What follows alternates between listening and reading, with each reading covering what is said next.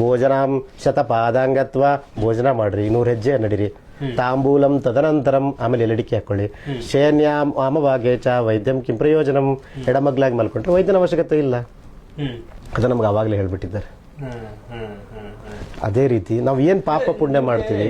ಈ ಪರಂಕತೆ ಎಲ್ಲ ಆಗಿದೆಯಾ ನಿಮಗೆ? ಇದೆಲ್ಲ ಹೇಳಿದ್ರಲ್ಲ ನೀವು. ಹೌದು ಹೌದು ಎಲ್ಲ ಆಗಿದೆ.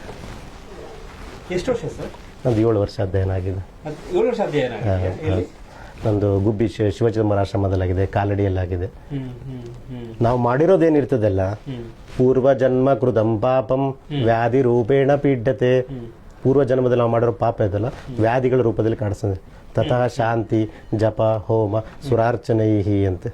ಅದಕ್ಕೋಸ್ಕರ ಶಾಂತಿ ಜಪ ಹೋಮ ಮಾಡಕೊಂಡು ಬರಬೇಕಂತ.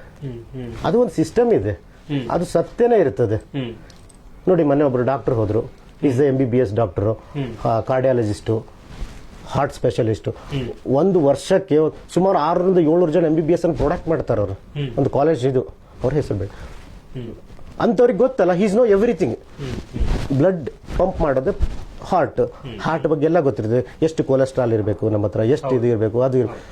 67 ವರ್ಷ ಅವರಿಗೆ ಹೋದ್ರು because of the heart diseases. Heart attack ಆಯಿತು ಅಂತ ಅಂದರೆ ಏನರ್ಥ? ಮೇಲೆ ಒಬ್ಬ ಇದಾನಲ್ಲ, ನಾವು ನಡ್ಕೊಂಡಿಲ್ಲ ಅದ್ರಂಗೆ ಅಲ್ವಾ?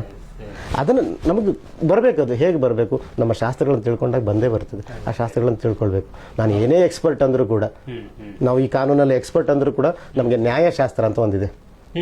64 ವಿದ್ಯೆಗಳಲ್ಲಿ ಮತ್ತೊಂದು ವಿದ್ಯೆ ನ್ಯಾಯಶಾಸ್ತ್ರ ಅಂತ ಬರ್ತದೆ. ಹೌದು, ಇದು ಅಲ್ಲಿ ಹೇಳಿದ್ದಾರೆ ನಮಗೆ.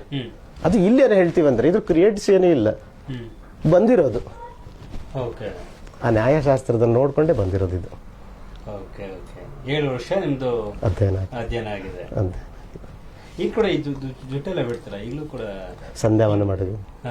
ಅಂದ್ರೆ ಎಷ್ಟು ಗಂಟೆಗೆ ಹೇಳ್ತೀರಾ ಸರ್? ಏನು ಕೆಲಸಗಳು ಬೆಳಗ್ಗೆ ಅಂತ ಬಂದಾಗ ಇವತ್ತು ಸಿಕ್ಕಾಪಟ್ಟೆ ಕ್ಲೈಂಟ್ಸ್ಗಳೆಲ್ಲ ಬರ್ತಾರೆ. ಏನೈತೆ ಅದ್ರ ಬಿಟ್ಟು ಏನು?